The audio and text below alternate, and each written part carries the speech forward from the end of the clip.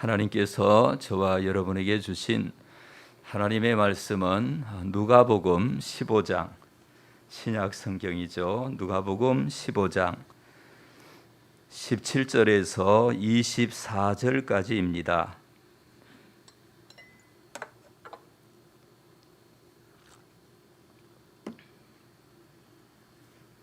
자, 누가복음 15장 17절에서 24절까지를 우리가 맞추어서 천천히, 우리 어르신들도 있으니까 천천히 뜻을 생각하면서 읽겠습니다. 이에 스스로 돌이켜 이르되 내 아버지에게는 양식이 풍족한 품꾼이 얼마나 많은가. 나는 여기서 줄여 죽는구나. 내가 일어나 아버지께 가서 이르기를 내가 하늘과 아버지께 죄를 지었사오니 지금부터는 아버지의 아들이라 일컬음을 감당하지 못하겠나이다. 나를 품꾼의 하나로 보소서 하리라 하고 이에 일어나서 아버지께로 돌아가니라.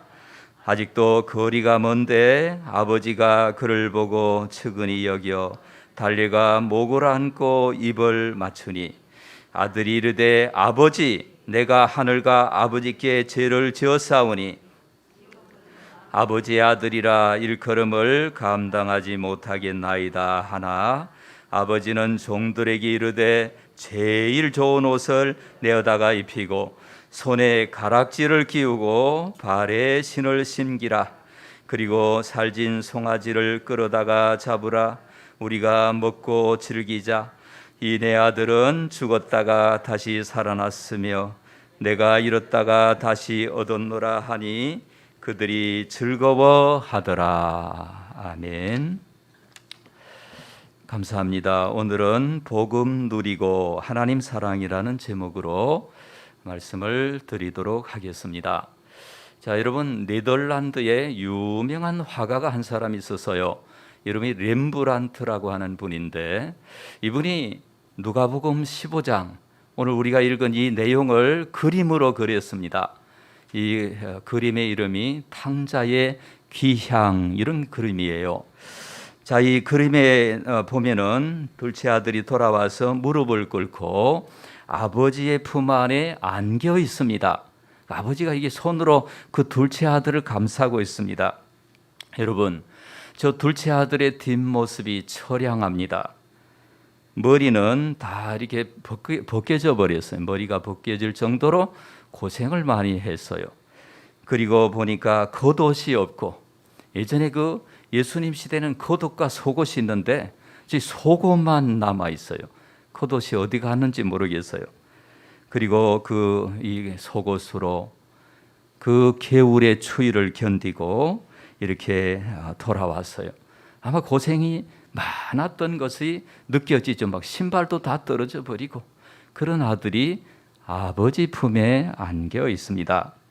눈을 감은 채 안겨 있는 그 모습, 정말 편안한 모습을 보이고 있어요. 여러분, 이 둘째 아들은 원래 아버지 집에 살던 아들이었는데 아버지를 협박해서 재산을 주십시오. 나에게 돌아올 분깃을 주십시오. 아버지를 협박해서 아들을 이기는 아버지가 없죠. 아버지가 그렇게 해서 재산을 팔아주니까 먼 나라에 가서 그 재산을 허랑방탕하게 다 허비하고 또 그 나라에서 참 있을 데가 없으니까 돼지 치는 집에 지엄 열매로 먹을 것을 구걸하다가 어느 날 이 아들이 이렇게 생각합니다. 내 아버지 집에는 품꾼들도 나보다 더 잘 먹는데 내가 하늘과 아버지께 죄를 지었으니 이제 아버지 집으로 돌아가야 하리라. 이러면서 아버지 집으로 이제 향해서 그때부터 방향을 돌려서 아버지 집으로 돌아오는 것입니다. 그래서 아버지가 먼저 발견을 하죠. 그리고 아버지가 그 아들을 안아주면서 맞아준 것입니다. 그리고 잔치를 열었습니다. 이것이 오늘 누가복음 15장의 대강의 줄거리입니다. 여러분, 왜 이 둘째 아들은 집을 떠났을까요? 집에서 아버지가 주는 평안과 행복과 아버지가 주는 만족을 누리지 못하기 때문에 아버지에 대하여 배반하고 세상으로 가버렸습니다. 여러분, 영적인 의미로 우리가 생각을 해보면 예수님의 비유죠. 비유, 예수님의 이야기입니다. 이 둘째 아들이 우리의 모습입니다. 현대인들의 인간, 둘째 아들은 하나님을 떠난 우리 인간의 모습이죠. 여러분, 하나님 아버지 집을 떠나는 것은 영적인 사실을 부정하는 것이죠. 우리가 하나님에게서 태어났고 우리를 만드신 분은 하나님이시고 우리를 섭리 가운데 창조하셨다는 그 모든 영적인 사실을 부정하고 하나님 아버지 집을 떠나버린 인간의 모습을 우리가 발견할 수 있습니다. 하나님의 사랑을 거부하고 말이죠. 오늘 둘째 아들은 실상 우리의 모습입니다. 인류는 아담 이래 하나님과 함께 하나님을 아버지로 삼고 하나님 품에서 안식하면서 살아야 되는 존재입니다. 그러나 하나님의 품을 떠나 범죄하고 자기 마음대로 살아가고 있습니다. 예수님은 이 비유를 통해서 하나님을 떠나는 것이 우리에게 결과적으로는 고통이 온다, 이것을 우리에게 가르쳐주고 계시는 것입니다. 지금 돌아오지 않는 둘째가 많아요. 돌아오지 않는 탕자가 많아요. 세상은 참된 평안과 안식을 줄 수 있습니까? 줄 수 없습니다. 사람은 하나님의 품을 떠날 때 자유를 잃어버리게 되고 다시 돌아서 하나님께로 돌아올 때 자유를 얻게 되는 것입니다. 그래서 한국 교회뿐만 아니라 서구 교회, 다음 세대들이 하나님을 떠나는 경우가 많아요. 왜 그렇습니까? 교회는 지루하고 교회는 재미가 없고 교회는 흥미가 없고 아마 이렇게 생각을 해서 교회를 떠나는 그런 자녀들이 많이 있습니다. 여러분, 멀리서 보면 쓰레기장도 단풍 든 산으로 보일 수가 있습니다. 쓰레기장도 멀리서 보면 아주 멋있는 산으로 보일 수 있는 것입니다. 그래서 세상을 경험해 보지 아니하고 거짓된 환상을 품고 세상으로 가는 자녀들이 많다고 하는 것입니다. 그러나 벗어난다고 자유가 있는 것이 아니죠. 뛰어나간다고 자유가 있는 것이 아니라 둘째 아들은 아버지 집을 벗어나면은 자기 마음대로 할 수 있기 때문에 정말 자유를 누릴 줄 알았습니다. 자유가 있는 줄 알았어요. 그러나 우리 인간은 자기 뜻대로, 인간의 본능대로, 인간의 생각대로 한다고 자유를 누리는 존재가 아닙니다. 우리 마음대로 할 때 그것은 때로는 방종이 되고 다른 사람을 억압하는 그런 기회가 되고 그렇습니다. 선수로서 참 유명한 어떤 선수들이 한 상당한 시간 전에 다른 사람을 폭행을 했다고 해서 이번에 선수 생활을 그만둘 수밖에 없는 그런 것을 보면서 이건 내 마음대로 한다고 이게 자유가 아니구나. 내가 주먹을 휘두르고 내 마음대로 한다고 이것이 아니구나. 이것이 미래를 저당 잡히는 것이고 방종이 되기가 쉽다라고 하는 겁니다. 그러므로 죄를 지으면 자유가 없습니다. 여러분, 우리가 그러면은 하나님 앞에 자유는 어떻게 오는 것입니까? 하나님 말씀을 순종할 때, 말씀대로 살아갈 때 자유가 옵니다. 어떻게 할 때 자유가 온다고요? 말씀대로 살아갈 때 자유가 온다라는 겁니다. 하나님이 우리에게 주신 인생의 목표를 발견할 때, 그러니까 아버지 집을 떠날 때 자유가 있는 게 아니라 하나님이 그 자신에게 주신 삶의 목표를 발견하게 될 때 자유를 누리게 되고 형통함을 누리게 되는 것입니다. 예수님이 이렇게 말씀하셨죠. 진리를 알지니 진리가 너희를 자유롭게 하리라. 진리 대신 예수님에게 와서 예수님으로부터 공급을 받고 예수님을 만나고 예수님의 능력을 체험하고 이렇게 할 때 우리는 자유를 누리게 되는 것이에요. 이걸 우리가 잊어서는 안 되는 것입니다. 그래서 에리 프롬이라고 하는 그 학자가 이런 얘기를 했습니다. 이 자유에는 소극적인 자유, 프리덤 프롬, 영어로 말하면 무엇으로부터 벗어나는 자유가 있고 적극적인 자유, 프리덤 포가 방향이죠. 그래서 우리는 무엇으로부터 벗어났다고 자유가 있는 게 아니다. 탕자가 아버지 집을 벗어난다고 이게 자유가 아니다. 이걸 프리덤 프롬이 에리 프롬이 이야기를 했어요. 그래서 그 소극적인 자유는 적극적인 자유로 변화가 일어나야 돼요. 우리에게 주신 자유, 교회를 떠날 때 자유한 게 아니에요. 정말 하나님의 뜻대로 살아갈 때 자유를 누리게 되는 겁니다. 그래서 우리의 인생의 방향이 바로 잡힐 때 우리가 우리 마음대로 살아가는 것은 절대로 자유가 없어요. 우리는 죄인이기 때문에 자기 마음대로 살아가면 죄에 매이고 어둠에 매이고 이렇게 될 수밖에 없어요. 그래서 우리가 정말 자유를 누리기 위해서는 우리를 이 땅에 보내주신 하나님의 뜻을 발견해야 되는 것입니다. 예를 들어보면 출애굽기 여러분 우리가 읽으셨죠. 이스라엘 백성들이 애굽에서 그 지긋지긋한 노예 생활을 합니다. 애굽에서 정말 채찍에 맞고 인간 이하의 대접을 받고 짐승 취급을 받고 이들의 갈망은 무엇입니까? 벗어나고 싶다. 자유를 얻고 싶다. 이 지긋지긋한 노예 생활을 탈출하고 싶다. 이들의 소망이었어요. 그런데 이들이 정말 하나님의 은혜로 모세를 통하여 애굽에서 벗어났어요.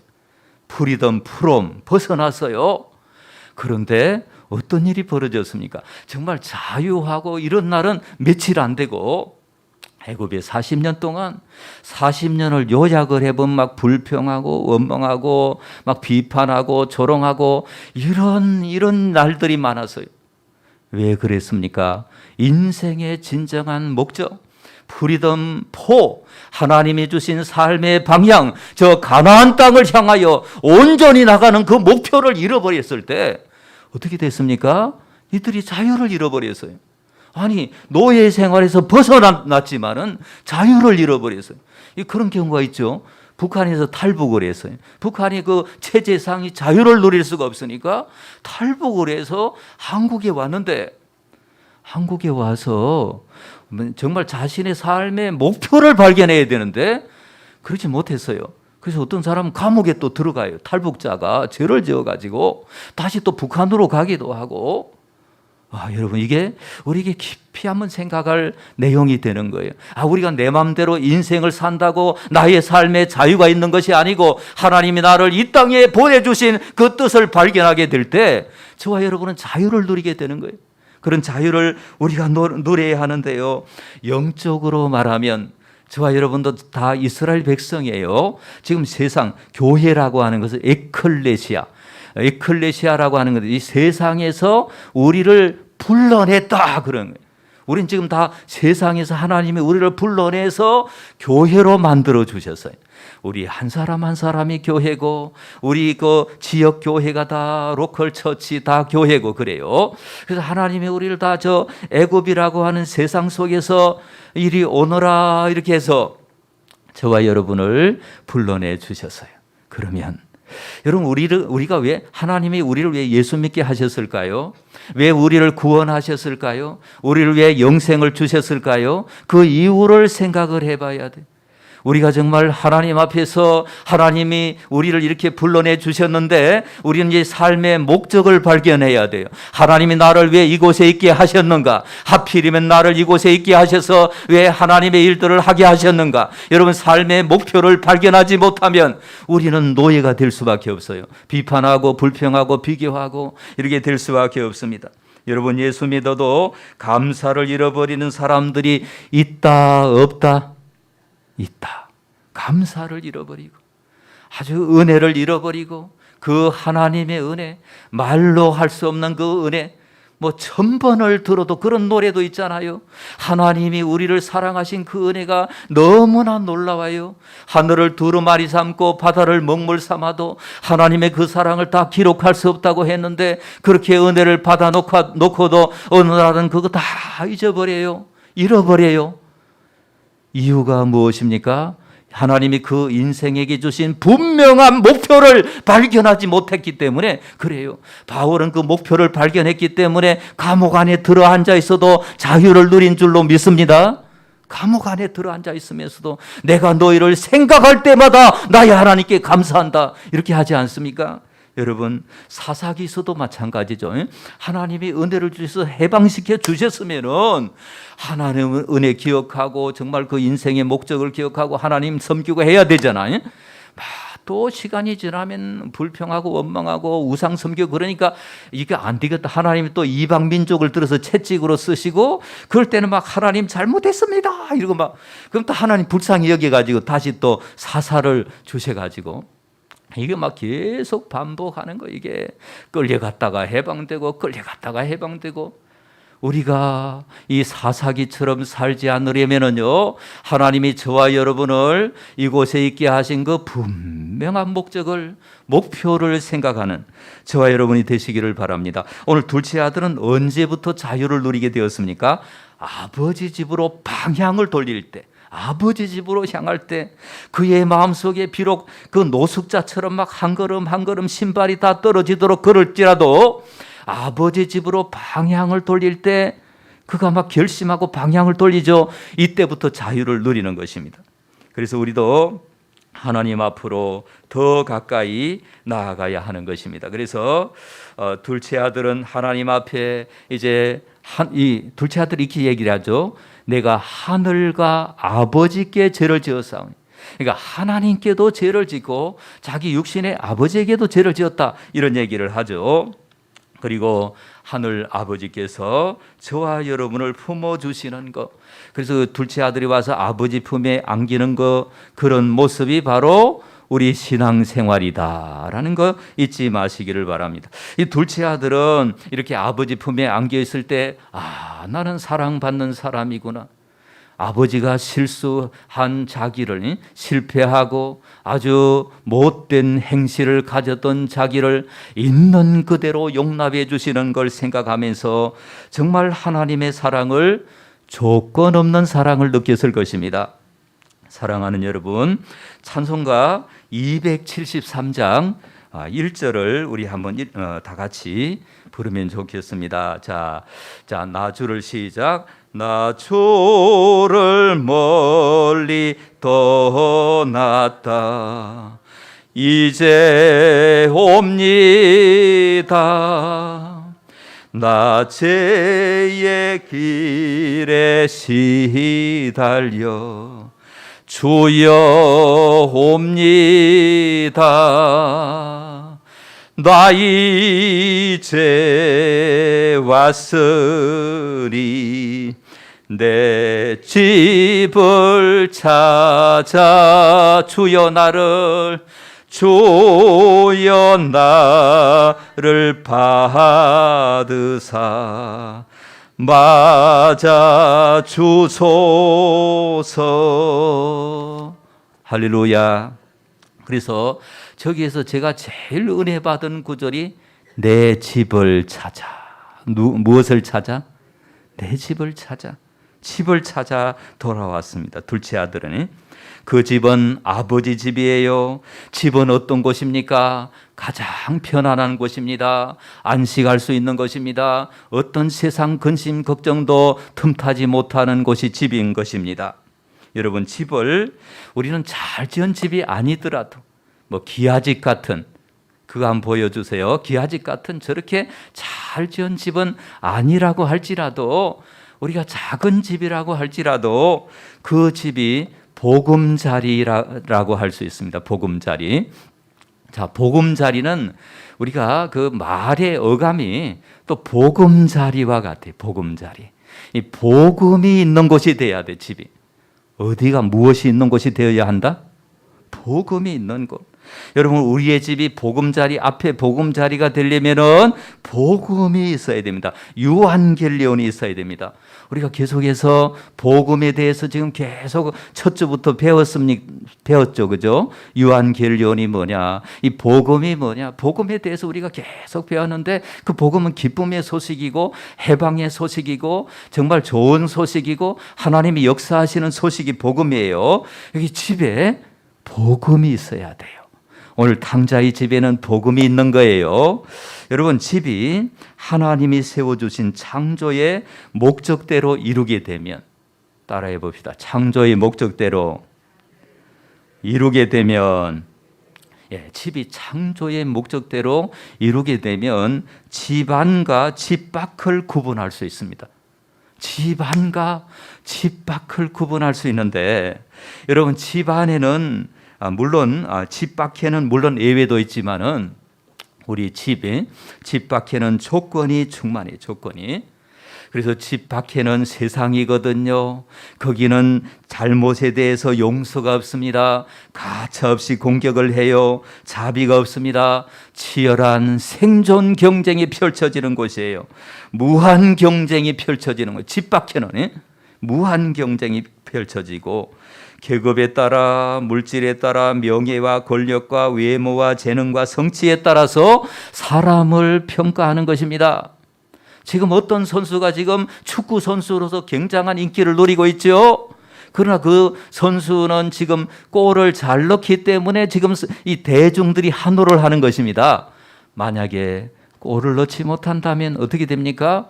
당장 퇴출이 되는 거예요. 당장 그냥 이 언론은 그를 매장시키는 거예요. 이 세상이에요. 그래서 지금 실수할까봐, 약점 잡힐까봐, 도태될까봐 노심초사하고 살아가는 것이 어디입니까? 집 밖입니다.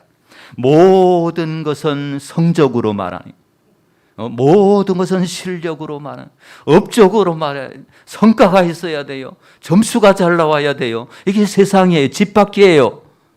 이게 물론 다 그런 건 아니지만은, 그래서 집 밖에서 어떤 음성이 들려오는지 아십니까? 네가 사랑받는 존재인지 증명해봐. 너가 정말 가치 있는 존재인지 증명을 해봐. 너가 능력 있는 존재인지, 너가 착한 존재인지, 너가 실력이 있는 존재인지 너가 한번 증명을 해봐. 그 증명이 되면 그 사람을 인정하는 집 밖의 세계. 이건 아주 조건주의가 만연하는 곳이죠. 여러분, 그래서 집 밖에는 안식이 있습니까? 안식이 없어요. 평안이 없습니다. 죄의 길에, 나 죄의 길에 시달리는 거, 시달리고 휘둘리고, 그리고 허덕이고, 유혹이 많고 시험이 많고, 집 밖에는 분노와 후회와 질투와 복수심과 어두운 감정들, 이게 집 밖에 세상 속에 이런 것들이 너무나 많지만은, 집 안에는 조건을 벗어나는 장소. 무슨 장소? 조건을 벗어나는 장소. 그래서 집 안에서는 무장 해제가 있어요. 가시 꾸밈이 없는 장소입니다. 무조건적인 사랑이 있는 장소고, 용납이 있고 자비가 있는 곳이에요. 집 안에서는 자신이 능력 있는 존재인지 증명하지 않아도 돼요. 자신의 명함 자랑하지 않아도 되는 것입니다. 중요한 것은 이거 잊어버리지 마세요. 집 안에서는 존재 자체로 인정을 받아요. 그 사람의 있음 자체로, 그 사람이 여기 있음 자체로 인정을 받는 장소가 어디입니까? 집 안입니다. 그래서 명함이나 신분이나 업적이나 이런 것으로 인정받는 것이 아니에요. 그냥 있음 자체로, 그 사람이 잘해서 인정받는 게 아니고, 잘했으면 잘한 대로, 못했으면 못한 대로, 실수하면 실수한 대로 인정받는 곳이 어디입니까? 집이에요. 집이 원래 그런 곳이에요. 여러분, 이것이 바로 집 안에서 발견되는 복음입니다. 잘하지 않아도 괜찮아 라고 대우받는 것. 따라해 봅시다. 괜찮아. 괜찮았다. 그럴 수 있어. 따라합시다. 그럴 수 있어. 이게 집 안에서 발견되는 복음이에요. 예수님이 우리를 초청하시죠. 수고하고 무거운 짐진 자들아 다 내게로 오라. 내가 너희를 쉬게 하리라. 예수님은 아버지 집에 거하세요. 아버지 집. 그래서 하나님 아버지 집에 거하는데, 오늘 저와 여러분도 하나님 아버지 집으로 이사를 가시기 바랍니다. 할렐루야. 이사를 가세요. 하나님 아버지 집으로. 그건 가구 옮기고 이거 아니에요. 나를 바꾸면 되는 거예요. 나를. 하나님 아버지 집으로 이사를 가야 돼. 이사를. 함께 갑시다. 내 아버지 집, 내 아버지 집, 내 아버지 집, 참된 기쁨이 거기 있겠네. 예, 그 다음에 잊어버리네. 그래서 아무튼 그 아버지 집, 내 아버지 집, 하나님 아버지 집. 그래서 우리가 복음을 받은 사람들은 이 집을 지켜야 돼. 세상의 조건주의나 세상의 경쟁주의나 세상의 어떤 편의주의나 세상의 것들이 그 집안에 틈타지 못하도록 복음의 능력으로 무장하고 말씀으로 무장하고 집을 관리해야 합니다. 그러면 우리가 예수님이 우리의 주인이 될 때, 누가 우리의 주인이 될 때? 예수님이 우리의 집주인이 되어야 합니다. 예수님이 저와 여러분의 집이 되어야 합니다. 교회와 가정이 하나님 아버지의 집이 되면 세 가지 열매가 열립니다. 첫 번째로 소속감의 열매. 이 둘째 아들은 아버지 품에 다 안기고 있습니다. 이 소속감이 우리가 있어야 돼요. 우리 어르신들이 왜 외로워합니까? 소속감이 없는 거예요. 소속감. 나는 하늘 아버지가 나를 받아주셨다. 나같이 못난 존재이지만 나를 인정해 주셨다. 나를 품어주셨다. 이 소속감이 없는 거예요. 소속감이. 그러니까 막 외로워하고 힘들어하고 이렇게 되는 겁니다. 그래서 우리는 주님의 품에 안겨 있으면은 소속감을 누릴 수 있고요. 하나님께 속한 사람은요, 세상 사람 날 부러워 아니하여도 나도 역시 세상 사람 부럽지 않네. 그런 자세로 이제 변화가 일어나는 소속감이 굉장히 중요한 거예요. 여러분, 하나님이 나를 받아주셨다는 걸 못 믿으면은 막 불안 속에 살 수밖에 없어요. 이 소속감을 가지셔야 돼요. 두 번째로 가치감 따라합시다. 가치감. 그러니까 나는 뭐 대단한 거 못해도 소중한 존재다. 이걸 깨달아야 돼. 이걸. 둘째 아들은 아버지가 막 재산 다 허비하고 아버지 마음 막 아프게 하고 했는데도 그 아버지가 자기를 그냥 안아주는 거예요. 너는 소중한 존재다. 그 24절에 너는 죽었다가 살아난 아들이고 잃었다가 얻은 아들이다. 이것이 있음 자체로, 존재 자체로, 너 둘째 아들 너가 있다는 이 한 가지 사실만으로 나는 기뻐한다. 이게 아버지의 기쁨이에요. 하늘 아버지. 그래서 이 하늘 아버지의 마음을 우리가 알고, 나를 품어주셨구나. 아버지 사랑합니다. 아버지 경배합니다. 이러면서 하나님 앞에 나아가야 합니다. 이게 신앙의 기본이에요. 근데 이제 이 자신감이 우리가 또 있어야 되고, 두 번째 이 가치감은 또 우리에게 주시는 가치감은 예수님이 저와 여러분을 위해서 죽으셨어요.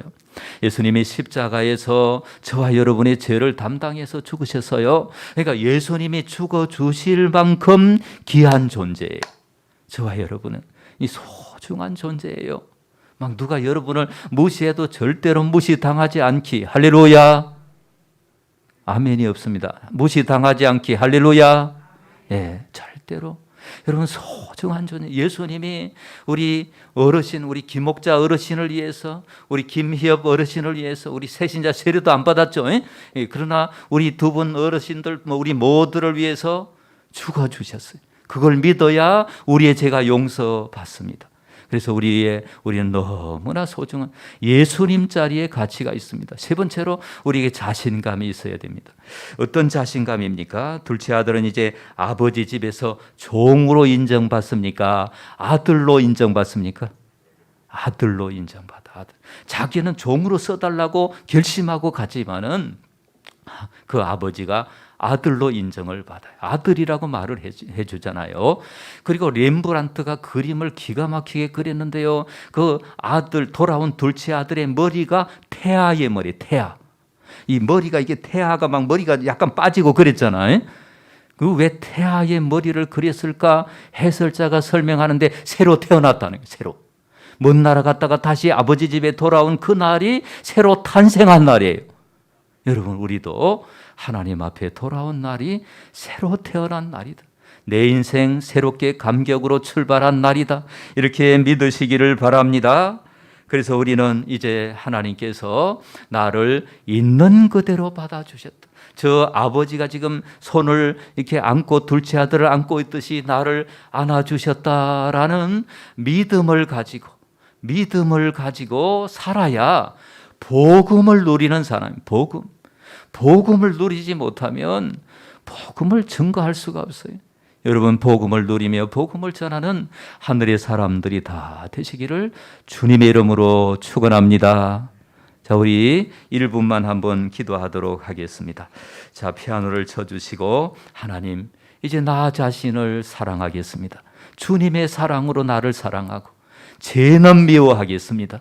하나님, 그리고 내가 어떤 경우에도 자신감을 갖고 자신을 소중히 여기겠습니다. 하나님, 도와주세요. 우리 다 같이 1분만 기도합시다. 아버지, 사랑합니다. 우리 지난날의 허물과 죄악들을 다 주님 앞에 고백합니다.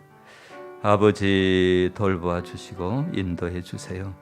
우리가 존재 자체로, 있음 자체로, 아버지, 우리가 무엇인가 잘해야 인정받는 것이 아니고, 우리가 뭔가 업적이 있어야 인정받는 게 아니고, 있는 그대로 인정해 주시는 하나님의 사랑을 깨달아 아버지 하나님 앞에 바르게 응답하게 하여 주시옵소서. 아버지, 은혜 감사드리며 예수님 이름으로 기도합니다. 아멘. 사랑의 하나님, 좋으신 하나님, 우리가 이렇게 부족함에도 불구하고 너는 내 사랑하는 자녀라 말씀하시는 그 말씀을 가슴 깊이 간직하고 세상에 나가서 그리스도의 사랑을 전할 수 있는 우리 모두가 되게 하시옵시고, 우리 가정이 하나님의 집이 되도록 역사해 주옵소서. 예수님 이름으로 기도합니다. 아멘.